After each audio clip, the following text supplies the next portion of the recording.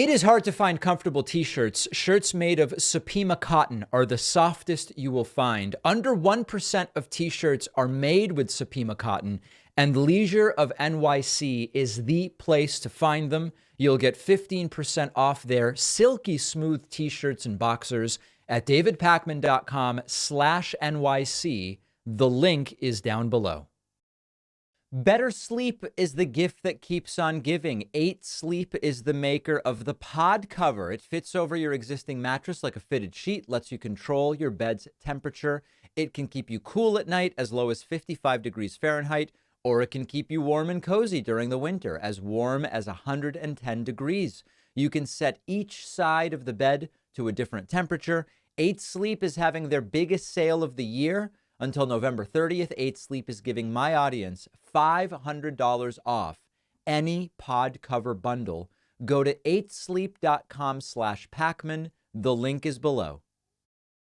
We start today with outgoing, soon-to-be retiring senator, a Republican senator, Mitt Romney. Is Mitt Romney the last real conservative of some kind? I don't know. That's probably a bit of an exaggeration. But Mitt Romney has increasingly, particularly over the last months, if not couple of years, been one of the most clear voices on the Republican side, willing to criticize the abortive nature of MAGA Trumpism. Now, this is not our hero. You will remember that at one point, it sort of seemed like maybe Trump was considering Mitt Romney for Secretary of State, and Mitt Romney did the whole thing. He went and had dinner with Trump where it was like frog's legs, and maybe there was turtle soup, maybe there wasn't, I don't remember. He did the whole pilgrimage, and then it turned out Trump didn't want him. And over time, Mitt Romney has become one of the most critical Republican voices against Donald Trump. He has now truly infuriated MAGA over the weekend because he was interviewed on ABC, I believe this is. And he said, listen, not only would I vote for most of the Republican candidates over Trump in 2024, I would vote for a bunch of the Democrats over Trump in 2024. And although this might sound like bluster or whatever, this is actually a critical line because we know that for so many Republicans, even those that don't like Trump, it's, oh, but I'm not voting for a Democrat. It doesn't matter how bad I think Trump is. I'm not voting for Hillary or Sleepy Joe. But Mitt Romney is very clear. And he says, most of the Democrats are better than Trump, too. Take a listen. Who do you like in the Republican field? Anybody. I'd be happy to support virtually any one of the Republicans. Maybe not Vivek, but the others that are running would. Vivek would be a bridge too far for Mitt Romney. Would be acceptable to me, and I'd be happy to vote for them. I'd be happy to vote for a number of the Democrats, too. I mean, would be an upgrade from, in my opinion, from Donald Trump and perhaps also from Joe Biden. Look, I like President Biden. I find him a very charming, engaging person. There's some places I agree with him, but most places I disagree with him. I think he's made all sorts of terrible mistakes. But I would like to see someone else run. So there's a bunch of interesting stuff here to talk about. First of all, one of the stories being told by MAGA is Mitt Romney is now on the left. Mitt Romney has moved left. He's a Democrat. He's a liberal. He's a progressive. He's a socialist. He's a communist. He's a Marxist. He's whatever. The reality is that Mitt Romney has really not moved. He's still saying, I have some areas of agreement with Joe Biden, relatively uncontroversial areas. I mostly disagree with Joe Biden. This is similar to when I say I would choose Chris Christie over any of the other Republican candidates. He's the only genuinely sane person. He's the only one today willing to tell the truth about Trump. For a while, he was sucking up to Trump too. But that doesn't mean I agree with the guy politically. I'm just taking partisan politics out of it and recognizing basic truths. That's what Mitt Romney is doing here. Mitt Romney didn't move to the left.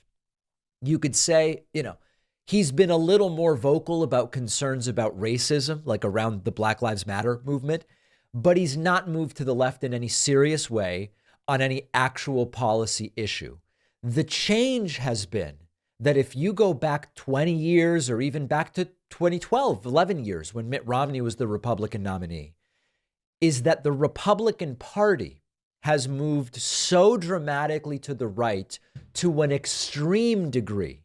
My instinct actually is that ultimately Mitt Romney will endorse Joe Biden, assuming, of course, that Donald Trump is the nominee. And by the way, again, record polling for Trump now surpassing 60% in the Republican primary. And we'll talk about that a little bit later. But I expect that Romney will actually endorse Joe Biden. And they're waiting on the timing for it to be better, probably once there's actually a Republican nominee. And once Biden is the Democratic nominee, that will be the time to do it. So this is not about romanticizing Mitt Romney, a guy who on policy I would mostly have disagreements with, much the same way that Mitt Romney says he mostly has disagreements with President Joe Biden. And there's a little vignette here that is very illuminating. Think back to 2012. Mitt Romney's big scandal was he said he had a binder full of women candidates to be on his cabinet. Inarticulately said, the idea of women as objects in his binder, it sounded very bad. That was the Romney scandal. And that seems so hilariously quaint in 2023 and in considering where MAGA has shifted or moved the Republican Party today. So Mitt Romney has not moved left. He's just saying what any actual conservative, I mean, again, remember, what is there that's conservative about MAGA Trumpism? It's reactionary. It uses populist rhetoric, but there's nothing conservative about it other than the vague notion, right? The vague notion of let's go back to the way things were in the 1950s. That's the one overlap with actual conservatism that MAGA Trumpism has. But beyond that, there's nothing conservative about it. Mitt Romney realizes it. Mitt Romney doesn't like it. Good for him. I only wish that we had more younger Republicans who aren't leaving public office willing to say this sort of thing, rather than waiting until you're 75 and retiring to say it. Adam Kinzinger is doing it. I get it. Liz Cheney to some degree, but these are people who are really on the outside at this point. So that's where we are. Good for Mitt Romney. MAGA is triggered. I want to take a statement that President Joe Biden made over the weekend about the timing of the October 7th terrorist attack that Hamas pulled in Israel to talk a little bit more broadly about this particular issue of the timing and the cause, because I think it's important to understand this stuff. I have not seen this discussed very much in the sort of circles in which I run. Admittedly, I don't watch any shows that are like mine, but at least anecdotally from what people write in and say, hey, they're talking about this, they're talking about that elsewhere, I've not seen this sort of discussed. And this all has to do with what was going on in the region, in the Middle East, on and leading up to October 7th, that would have made Hamas more interested in carrying out an attack. Let's listen to what Joe Biden said over the weekend, and then we're going to talk about it. I cannot prove what I'm about to say, but I believe one of the reasons why Hamas struck when they did was they knew that I was working very closely with the Saudis and others in the region to bring peace to the region by having recognition of Israel and Israel's right to exist.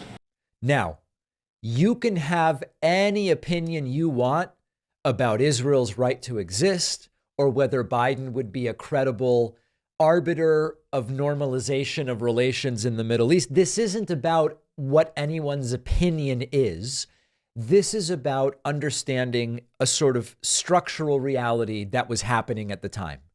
The U.S. government had been more focused on reinvigorating the peace process, and a big part of the peace process is relations between Israel and other countries in the Middle East. And when you look at Qatar, Iran, Russia, and the other players that support the terrorist group Hamas, they benefit from the more fractured relations are with Israel in the Middle East, for example, between Israel and Saudi Arabia, as an example, the better it is for them, insofar as it generates an environment in which their hostilities will be, you don't necessarily want to say more supported, but less opposed. And in general, it's a better framework in which groups like Hamas, through Qatar, Iran, Russia can operate. Joe Biden's efforts here, especially in working with Saudi Arabia, but other regional players as well, were a continuation of something that the Trump administration tried to do with Jared Kushner. Jared Kushner very dishonestly overstates the degree to which he succeeded and to the degree to which he was involved in a lot of that. But Biden has tried to continue some of this normalization of relationships. And a lot of this has to do with getting Arab states to recognize Israel, number one, and then number two, say, we will establish diplomatic relations. It doesn't mean that you are allies. It's important to understand this, but it is still a geopolitical shift to have a country say, hey, we used to not even say, oh, we are aware of Israel as a country. Fine. We now are aware of Israel as a country. We are willing to engage in diplomatic contact. We're not allies. If Arab states recognize Israel in this way and normalize relations in this way, it's terrible for the extremists because their radical views fall further out of favor and they increasingly become outliers.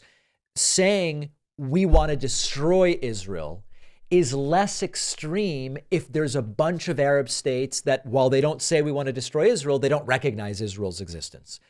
We're talking in shades of gray here. And so when these relations become normalized, it puts Hamas's view further on the fringes. And so when you have progress towards regional peace of any kind, when countries recognize Israel's right to exist, it is likely perceived by Hamas as a threat to their objectives, as a threat to their ideology. Now, you'll notice nowhere in here, because the brain rot on this stuff has gotten really bad, nowhere in here am I defending the killing of Palestinian children. Nowhere in here am I defending Israeli settlements in the West Bank. We're talking about geopolitics here. I hope people understand that. And so what we would see as these relations push towards normalization is that those in the area willing to do violence to interrupt that will be more incentivized to do that violence. Iran supports Hamas, so also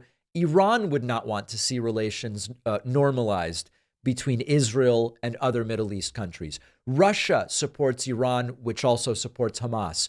So Russia would also not want to see such normalization of relations. So that picture starts to become clear. This doesn't mean anything Israel does is or isn't okay, or it doesn't address proportionality or bombs or anything like that.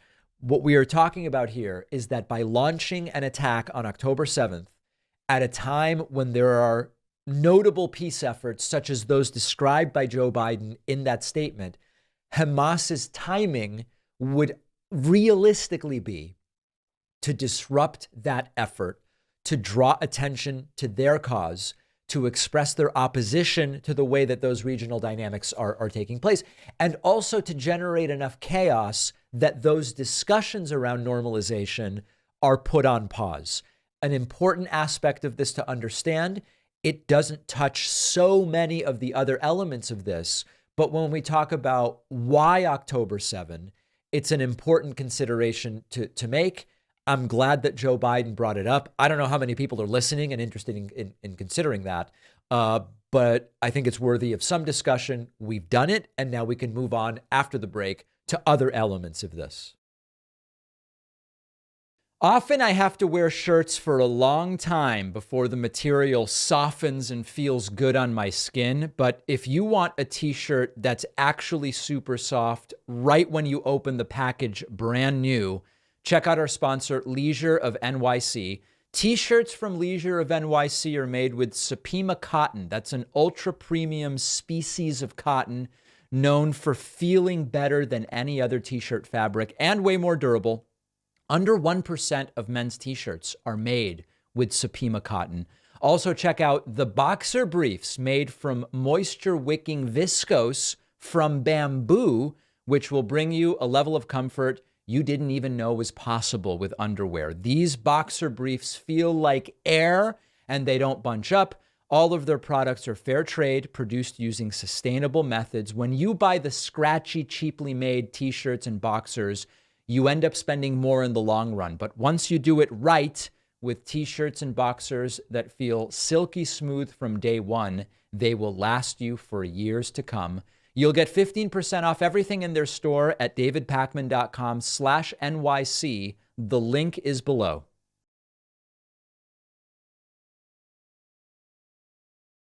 It is hard to find comfortable t-shirts. Shirts made of Supima cotton are the softest you will find. Under 1% of t-shirts are made with Supima cotton, and Leisure of NYC is the place to find them. You'll get 15% off their silky smooth t-shirts and boxers at davidpakman.com/NYC. The link is down below. Our sponsor, 8 Sleep, is having their biggest sale of the year. 8 Sleep makes the pod cover, which improves your sleep by adjusting your bed's temperature based on your individual needs. It slips over your bed like a fitted sheet. You can't even feel that it's there, fits over the entire bed. You can set each side to a different temperature. I hate getting hot at night. My girlfriend is always cold at night. So this is why the 8 Sleep has been such a lifesaver. I can stay cool, wake up more refreshed. She can stay warm. The science has shown us, for many people, staying cool improves your sleep. The pod cover goes as cold as 55 degrees. You can set it to go as warm as 110 degrees, which can be nice in the wintertime if you like that sort of thing. Until November 30th, 8 Sleep is offering my audience $500 off. When you build a bundle with the pod cover, go to 8sleep.com/Pacman for these exclusive holiday savings. And listen to this, 8 Sleep currently ships within the USA, Canada, the UK, select EU countries, and Australia. The link is down below. The David Pakman Show, unlike much of what you get maybe through a cable subscription or some of those right-wing channels you might find on YouTube, we aren't funded by any large conglomerate or mega donor of any kind. We primarily are funded by our viewers, a tiny slice of our podcast listeners, an even tinier slice of our YouTube or TikTok followers subscribe on our website and pay a teeny tiny bit. Thanks to those people, which we estimate is roughly 0.7% of our audience, thanks to those folks, we do everything. We fund the studio, salaries, health insurance for staff, all of these different things. The money that comes in through memberships isn't going to repay the investment of some corporate donor or anything like that. It quite literally funds day-to-day operations.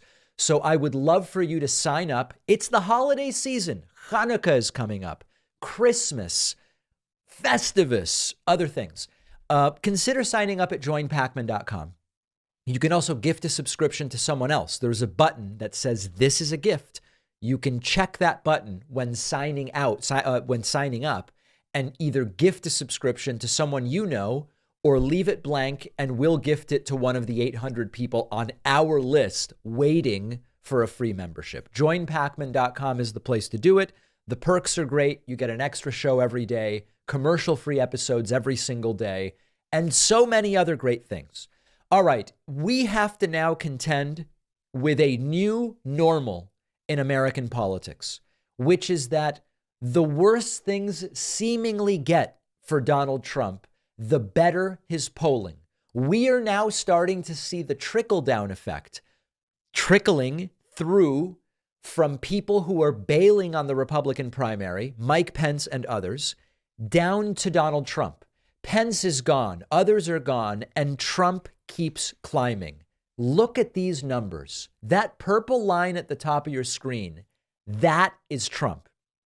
Donald Trump today is polling better in this Republican primary than at any time during this primary. And by the way, this is still with 2% going to Tim Scott. Tim Scott is gone. He's dropped out.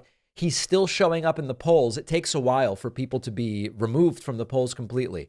Trump is at 61.6, call it 62%. We have a situation right now where Trump is beyond 60 for the first time in this campaign. Trump has never had more criminal charges against him than he does today.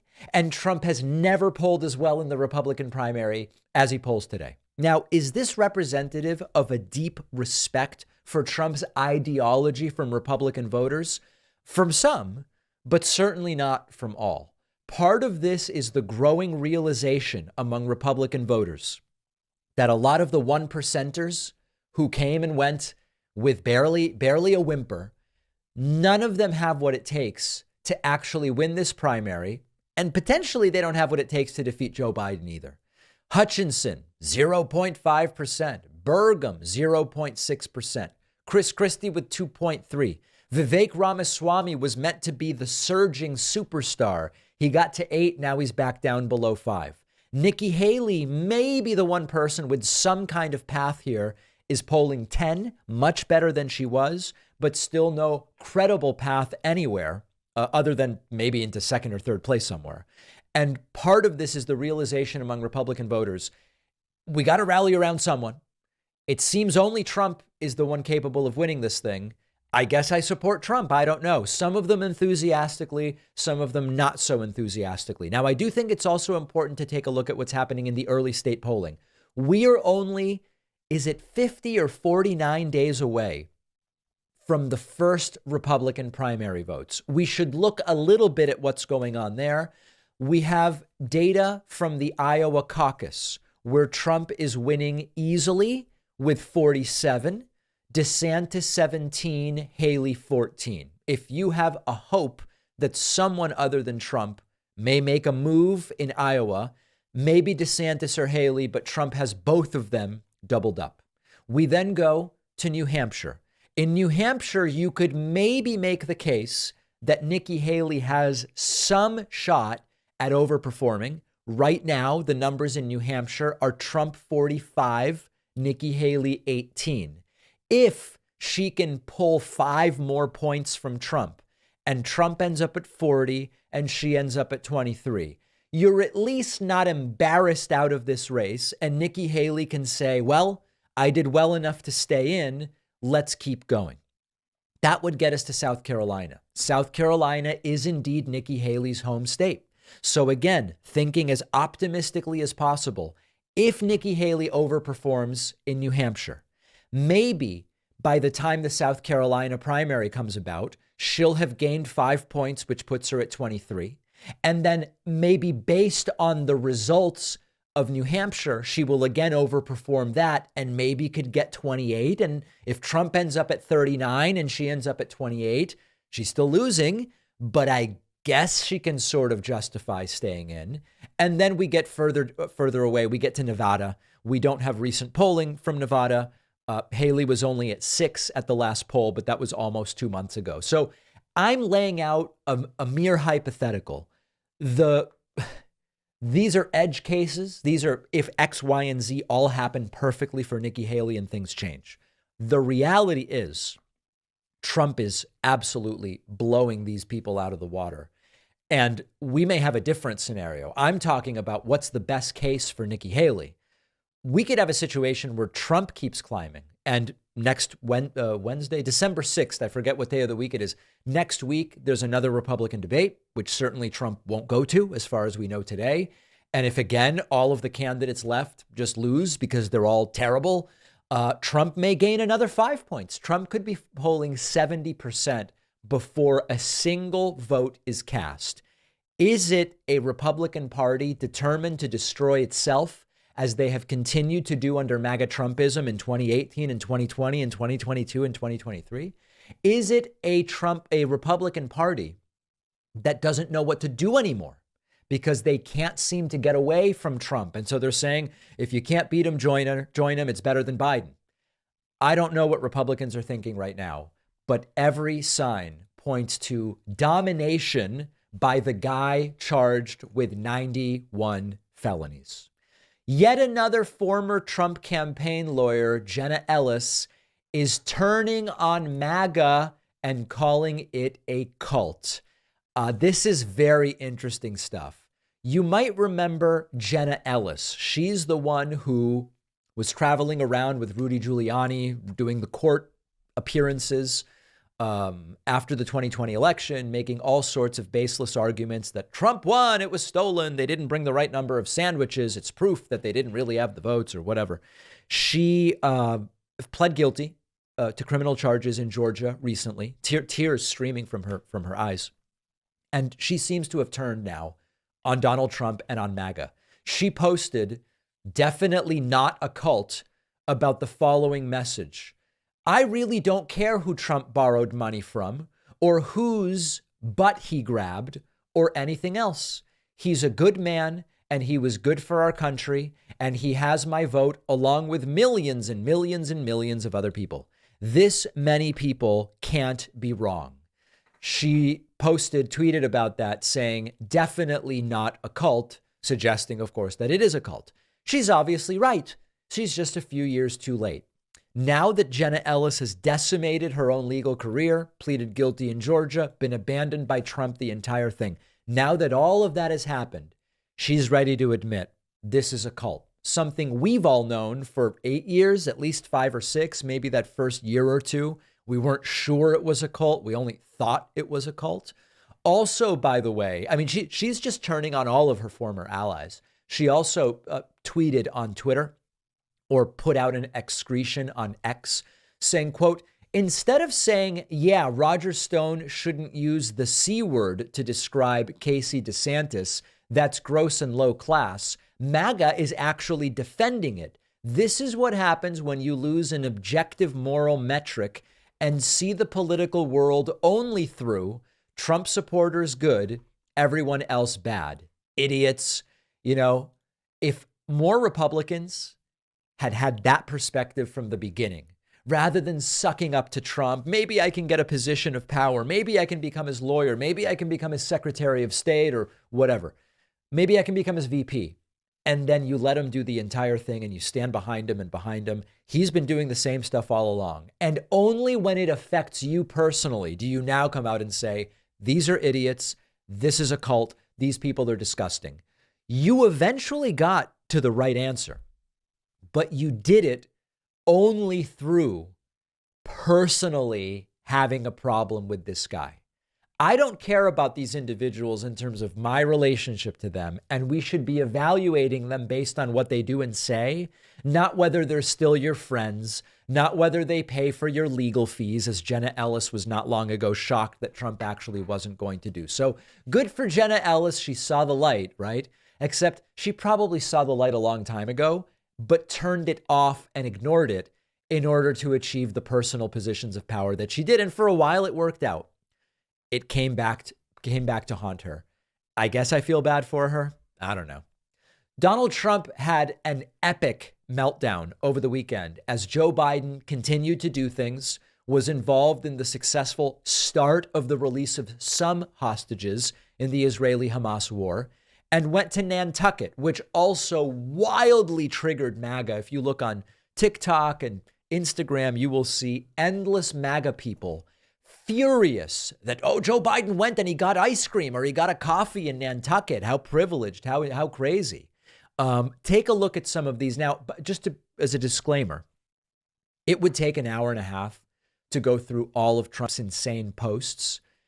Even the ones that I am going to show you probably don't represent the full insanity because it's just post after post after post. Endless posting, uncontrollable nonsense. But just to give you an idea of how triggered and disheveled this guy is and how he spent his weekend as Joe Biden did things, let's look at a few of these messages. This is all Trump. Our country is in serious trouble. We don't have victories anymore. I mean, listen, things aren't perfect, but Joe Biden's successful diplomatic involvement in the release of hostages seems pretty good. The decline in inflation down to 3.2% year over year seems pretty good. Certainly we can't say Biden did it, but nothing Biden did prevented it, that's for sure. Stock market's looking okay. You've got unemployment numbers looking very good. Wages are up. CHIPS Act, Infrastructure Act, more student loan forgiveness than any president in history. I could go on and on and on.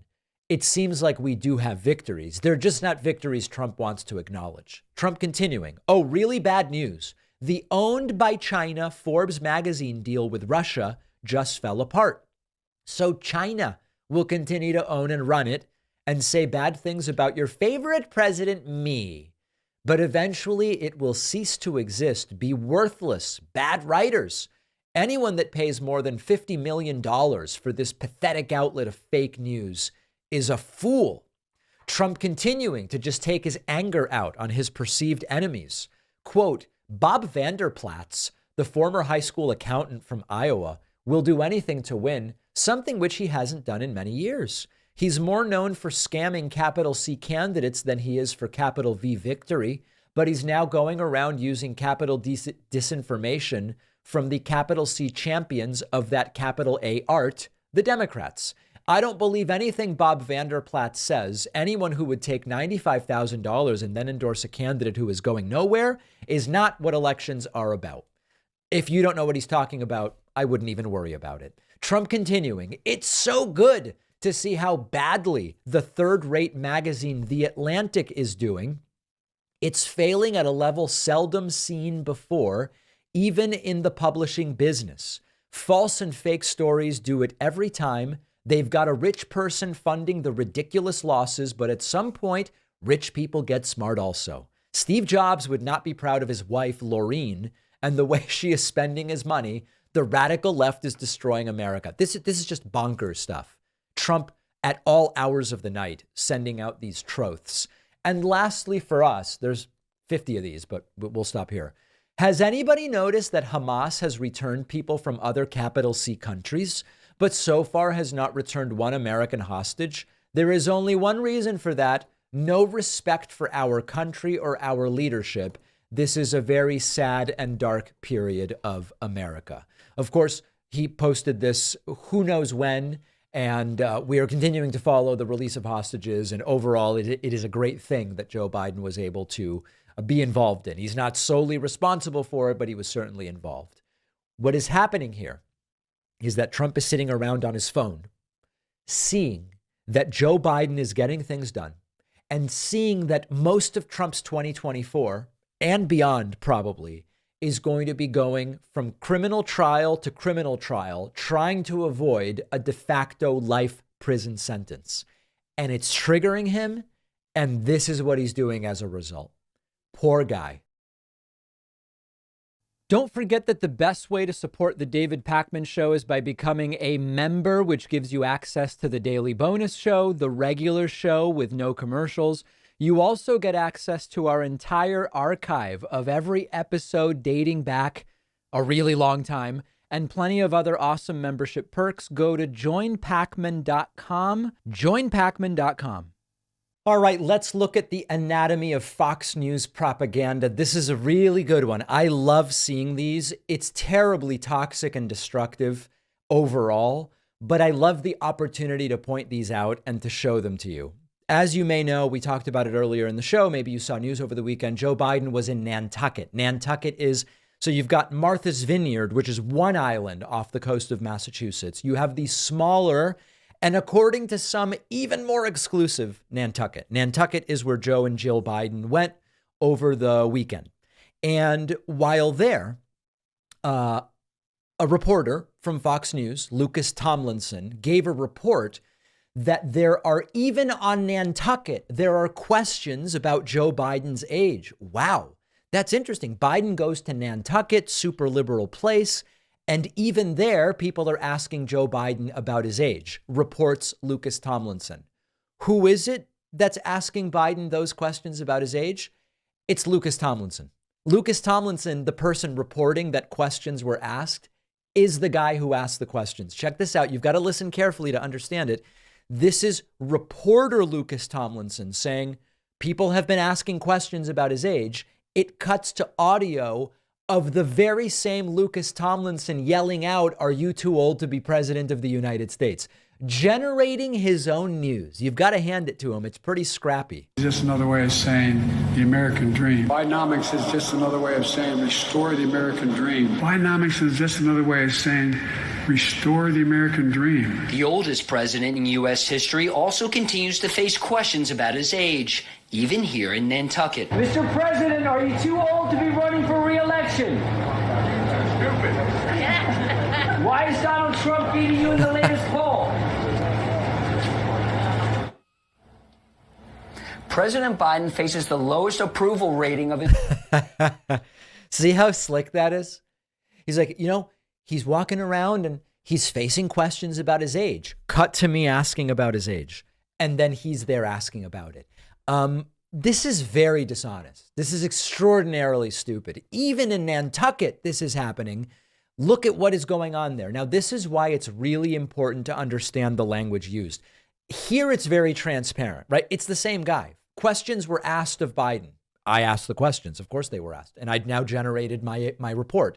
By yelling the question, I now am able to report to you questions were asked using this passive voice.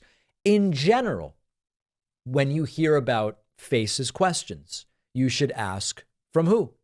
In general, when you hear sources say, you should ask which sources, and try to, as I've said before, critically analyze primary sources. And in this case, when you apply that, Lucas Tomlinson, a reporter, is telling us questions were asked about Biden's age. We should go, let's go to the primary source. Who asked the questions? In this particular case, we realize, it's Lucas Tomlinson himself. He's both the asker of the questions and the reporter about the fact that questions were asked. People are saying it. Well, you're saying it, Lucas. You're actually saying it. As of this moment, there has been no clarification or retraction. I don't even know what you would call it. It's terrible journalism. But that's what we've come to expect from Fox News. So there it is. Questions were asked by the very guy reporting to you that questions were asked. Also over the weekend, Donald Trump tried going to a college football game, and he was brutally booed when arriving. And it is another one of these instances where, unfortunately, there are people trying to read the tea leaves by listening for boos and cheers at sporting events when politicians go. This is a silly anecdote and also actually brings up some very important issues that I want to discuss. So Donald Trump went to the Clemson, South Carolina college football game. He was indeed greeted by boos. We have the video here. Here's Trump's SUV showing up. You'll hear jeers and all sorts of stuff. This is supposedly Trump country, right? Take a listen.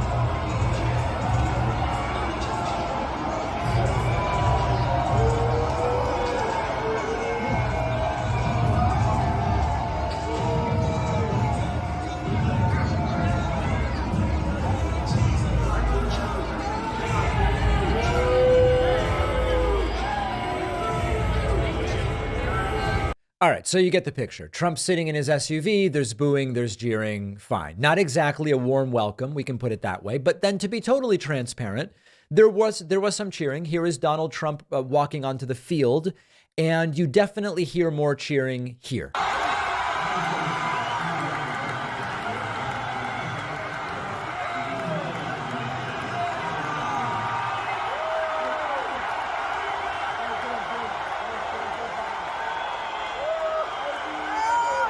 Now, you still hear some booing and some jeering or whatever the case may be. So listen, here's the deal. I don't think it's as simple as there was some cheering and there was some booing and that's it. Because what we have here is we're in South Carolina, which is a red state.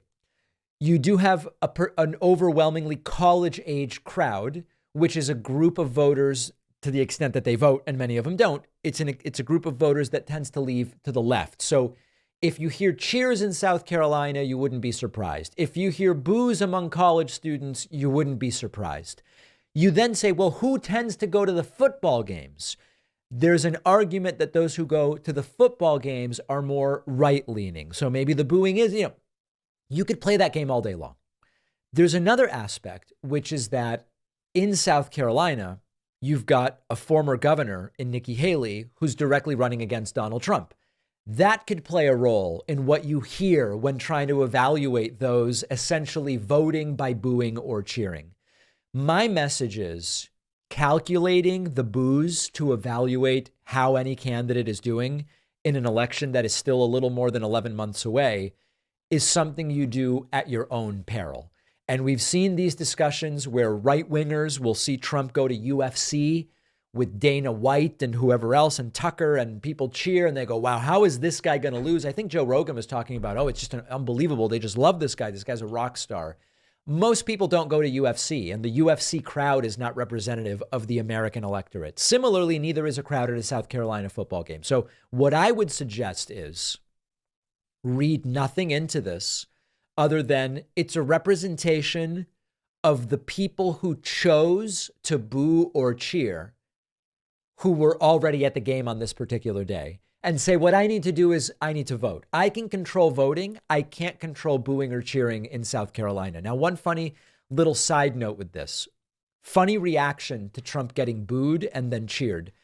You may remember this guy, Stu Peters. Stu Peters has put out insanely weaponized medical conspiracy theories, including about COVID and about vaccines and different things. He put out some funny messages. First, he saw that Trump was booed, so he put out the following tweet, quote, Trump arrived to massive boos from South Carolinians at William Bryce Stadium. It's unclear whether the Palmetto State is angry with him over his pro-Zionist policies or his incessant push of the COVID, quote, vaccines. Either way, he'll easily win the fake Republican primary. So that was his first conspiracy based on Trump getting booed. Then he sees Trump was cheered. So then he updates the tweet and says the following, update, Trump was greeted to raucous applause as he walked onto the field. It's unclear whether attendees forgot about his pro-Zionist policies and incessant push of the COVID, quote, vaccine, or whether they just don't care. Either way, he'll wipe the floor of the fake Republican primary with Ron DeSodomite and the two Indians, which sounds about right. Racism, xenophobia, skepticism of medical science, conspiracy theories, and also a hammer where everything looks like a nail. If people booed, here's my analysis. Oh, people actually cheered? Here's the same analysis, just with slightly different framing. That is the epitome of this brainworm's thinking that these people are sadly, it's sad. I agree that it's sad, sadly plagued by. If you value what we do at The David Pakman Show, remember to support us on Patreon. Go to patreon.com/David Pakman Show, where you can get access to behind the scenes videos, the daily bonus show, the commercial-free daily show. You can support the show for as little as $2 a month. Check it out at patreon.com/David Pakman Show. I have something absolutely insane to play for you right now. This is all about AI. This is all about voice replacement. Can we believe what our eyes see? Can we believe what our ears hear? This is really wild stuff. I'll just show it to you. I'll play it for you. It's really an audio thing, and then we will discuss it. I was looking at TikTok the other day, and I came across a video about a story that I had done. It was a video of Tucker Carlson talking about how Trump's lawyer, Alina Habba, had liens against her, and she had tax warrants against her and her husband. And as I'm listening to it, it sounds like Tucker Carlson. It's labeled as being Tucker Carlson. It actually says Tucker is right again. But something sounded a little familiar to me about this report. Take a listen to this. See if you can spot this one for me. Hey, this is sort of funny. You know how Trump is known for not paying debts and not paying lawyers and that entire thing? It turns out that Donald Trump's lawyer, Alina Habba, and her husband have over $1 million in liens and warrants against them. So let me... I heard that. It certainly sounds like Tucker Carlson. It's published as a Tucker Carlson video. Everybody's reacting to what Tucker said. But that two sentences sounded really similar to me. This is from my show the day before. Hey, this is sort of funny. You know how Trump is known for not paying debts and not paying lawyers and that entire thing? It turns out that Donald Trump's lawyer, Alina Habba, and her husband have over $1 million in liens and warrants against them. Okay. You see what's happening, okay? My video, I'm used to people stealing my content, but it usually still is said, this is David Pakman talking. Some kind of AI tool, and you can train these tools with one person's voice and then give them a script, okay? They've taken my clip and Tucker Carlsoned my voice. Let's go back to the Tucker. Now, once you know it, you can tell it's my cadence. It's my way of talking with Tucker's tone. Explain what this is. A lien is a legal right or interest that a creditor has in another property because they have an outstanding debt. So that's Tucker. Here's me. Let me explain what this is. A lien is a legal right or interest that a creditor has in another property because they have an outstanding debt. So, okay. What do we say about this? What do we do about this? This is not about, oh, they're stealing my megahertz, right? I mean, it's like, okay, yes, they've stolen my content. My content gets stolen all the time. This is going to be a problem in forthcoming elections.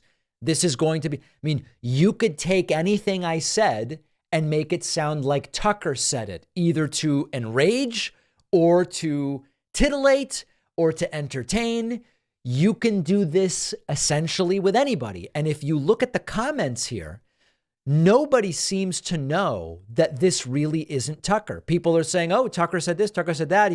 What about Biden? This thing, the other thing. Oh, you misspelled a couple of different. I have not seen a single comment here from anyone questioning that this is actually Tucker Carlson. Some saying, oh, wow, so Tucker is actually now calling out Trump. Or, oh, wait, hold on. One person said it. Oh, look at this. Here it is. One person says, that's not Tucker Carlson speaking. Nice try, lefties. And the creator says, I thought hearing it in a familiar voice would make it resonate more for you. So we found one comment here where they seem to be acknowledging that it is someone else, me, who has been turned into Tucker Carlson. I don't know what else to say. This is something we are up against. We knew that as the technology improved, this sort of stuff was going to start happening. It is now happening. And I guess we leave it there for now and figure out how to deal with this. All right. I wasn't going to do this, but I'm going to do it. And then here's my only request. You tell me whether I should do stuff like this. Over the weekend, our team found a handful of clips of me being criticized by other people, ostensibly on the left, for things I supposedly said about the Israeli-Hamas conflict. Fine. In general, I don't do tit for tat. Let me generate a war and respond to this stuff. What I'm increasingly doing is not reacting to the vast majority of this stuff, and really trying to take, on a personal level, an attitude of, hey, you know what? Not everybody's going to like me. If I find out someone who I don't know doesn't like me, it doesn't really affect my life in any way. And really, in addition to barely posting on social media anymore, really trying to consume the information that I believe is worthwhile, reading a ton, primary sources, doing my commentary, and really tuning out the noise. Because it's important to remember, none of this stuff is real life. The fact that someone I don't know on the internet doesn't like me really doesn't matter. And so it's important, and the way I've been thinking about it is, in 10 years, will I regret it if I don't respond to random people on the internet who don't like me? I don't think so. So I'm increasingly not engaging with this stuff. I am going to respond to one of these because it's the only person who said something in these clips that I actually know who they are. The other ones my team found, we have no clue who these people are. There's a guy named VAUSH. Some people know him as Ian VAUSH, who has a channel. He's been on my channel. I've been on his channel. So he attacked me, and I'm going to play what he said, and I will talk about it. And you tell me, is this a complete and total damn waste of time? Or is this in any way useful? Okay, so let's take a listen. And just so you know, when he says DPAC, he's referring to me. There are some communities that refer to me as DPAC. Okay, so let's listen. Did you say DPAC do just that? DPAC has always had really stupid opinions when it comes to Israel. When I raised a bunch of money for the Palestine Children Relief Fund, he like offhandedly said it might be going to Hamas. Okay, so let's start there. My opinions are stupid. Very difficult to respond to. No, they aren't, bro. Your opinions are stupid. No, your opinions are stupid. They're not very substantive. My opinions are stupid. Then he says, I said the money he was raising was going to Hamas. Now, I looked for this. This was years ago, where someone on my stream said, are you joining VAUSH's fundraiser for X group? I didn't recognize the name of the group. And what I imagine I said, and I admit I don't remember, I remember the event. I don't remember exactly what I said. What I imagine I would say is, I am super careful about fundraising for any charity until I know damn sure everything about it. There are so many charities that we later find out sometimes are funding Hamas or other groups. There's the Holy Land Foundation for Relief and Development. Turned out money was going to Hamas. The International Relief Fund for the Afflicted and Needy. Turned out money was going to Hamas. So if I said it, I would not have said VAUSH is giving money to Hamas. If I said anything along these lines, it would have been, I don't know about that group. I'm super careful before I join any fundraiser. And in particular, in this case, because of that. There's nothing wrong with raising money for Palestinian kids. I'm just by nature skeptical of charities, especially in opportunistic, fast-moving situations. I wasn't able to find what I said. Let's continue. Here is VAUSH's critique. My positions are stupid. Okay. He's always been like a Zionist, parentheses negative. I've always been a Zionist. Now, again, how can I respond to that? Because at this point, Zionist as a word has essentially no meaning. I'll explain to you how the conversations usually go. You're a Zionist. Oh, okay. What exactly did I say? Well, you said you like the bombing of Palestinian kids. Oh, really? When did I say that? Well, I don't know. It's not that you said it, but it seems like you aren't as worried about. Okay. Zionist is a really silly term right now because some people use the term as an insult, as an attack. Very few people use it to describe any cohesive set of ideas. So, for example, some people will simply say, I don't think it's legitimate to suggest that Israel as a country be eliminated to solve the Israeli-Palestinian conflict. I'm one of those people, right? For me, the solution isn't going to be the destruction or elimination of Israel. The fact that I think Israel has a, quote, right to exist, to some people makes me a, quote, Zionist. For others, Zionism means I believe Israel should take the entire Palestinian territories, or I believe Israel should build more settlements, or things I don't believe. So Zionist in this context tells us very, very little. What I can tell you is I'm against the illegal settlement in the West Bank. I want to stop the Gaza blockade. I want all violence to stop. I am an opponent of Benjamin Netanyahu's Likud party at just about every step. I don't believe Benjamin Netanyahu will ever be an arbiter for peace. I don't believe Hamas will either, by the way. So those are my views. But again, I've been called a Zionist and it's been used as an insult. And my positions have been called stupid. Okay. Got mad at me when I said that before, but like literally, he's literally like taking the worst possible positions on this. Apparently his he won't name any of the positions. All right. Community is going after him for it too, because like, yeah, it's getting increasingly unpopular to be just like a bloodthirsty psychopath when it comes to the ongoing destruction of the Palestinian people. There you go. I'm a bloodthirsty psychopath and my own community has turned against me. So listen, in terms of my community turning against me, you know, I've talked about a bunch of people canceled memberships. More people started them. We have more of a following on every platform today than we ever have in history. Okay. The show is bigger today on every platform, and we have more members today than we have ever had. You evaluate whether my community is turning against me. And you know, when we start hearing stuff like bloodthirsty psychopath, I consider those ad hominems. I would love to get a list of the psychopathically bloodthirsty things I've said. So there's not much to respond to. I'm not going to do any ad hominems on VAUSH. I'm trying not to engage in this stuff. I'm trying to just demonstrate, look, here's an attack. It's not substantive. It's ad hominem, bloodthirsty psychopath, stupid opinions, etc. There's no substance for me to respond to. And people can judge for themselves whether they think these are reasoned critiques or not. I'm disappointed in VAUSH. I am. but I'm not going to respond in kind. I have no interest in ad hominems beyond there is very little substance there. Here's the bottom line.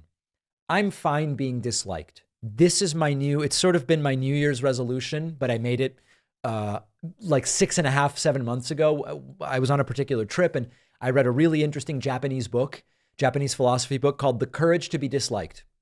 And I've really revised my views on a lot of things. Not everybody's going to like me, and that's okay.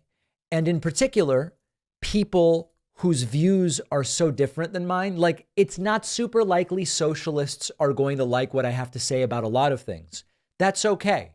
We can all exist. We don't have to resort to ad hominem. Sometimes people do, but we don't have to. And I am going to continue making an effort not to stoop to the ad hominems, to keep doing my thing. And I think the show is going to keep growing.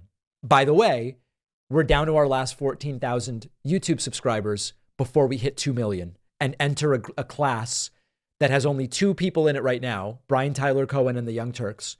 We will soon become the 3rd of 3 left YouTube channels with over 2 million subscribers.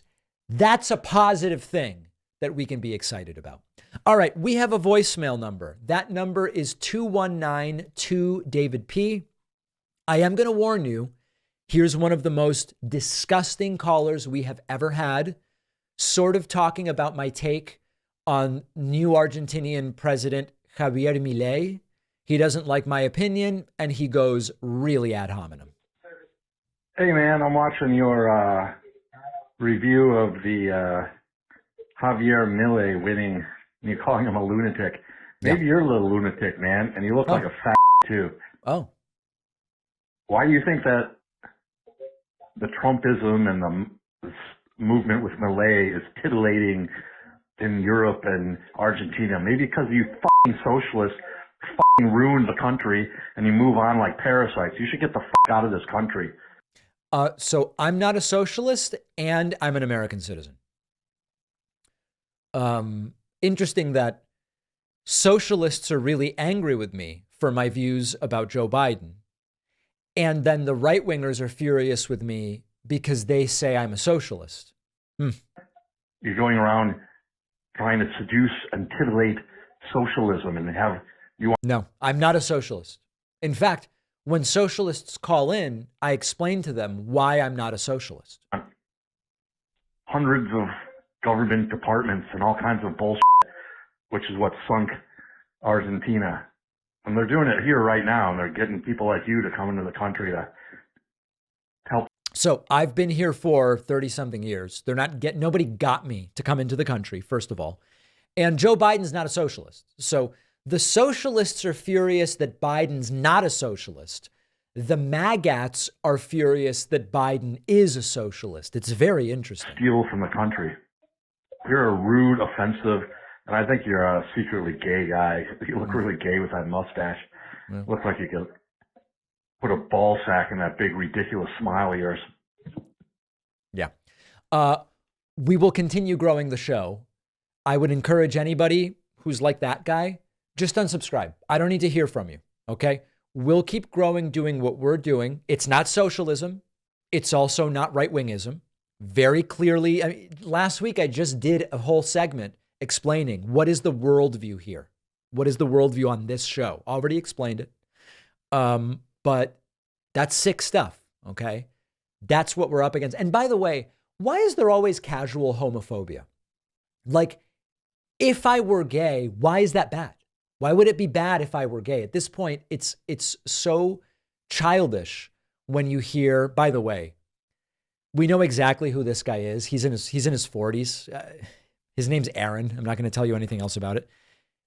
When you hear grown men in their 40s act as if saying someone is gay is an insult, they must be leading really pathetic lives.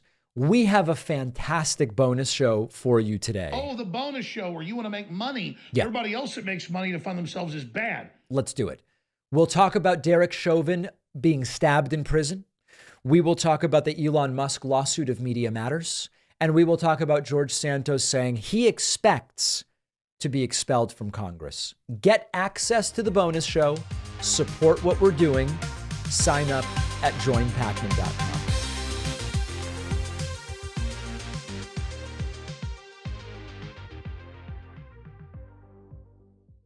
Thanks a lot for watching today's show. I just want to take a second to tell you about today's sponsors. It is hard to find comfortable t-shirts. Shirts made of Supima cotton are the softest you will find. Under 1% of t-shirts are made with Supima cotton, and Leisure of NYC is the place to find them. You'll get 15% off their silky smooth t-shirts and boxers at davidpakman.com/NYC. The link is down below.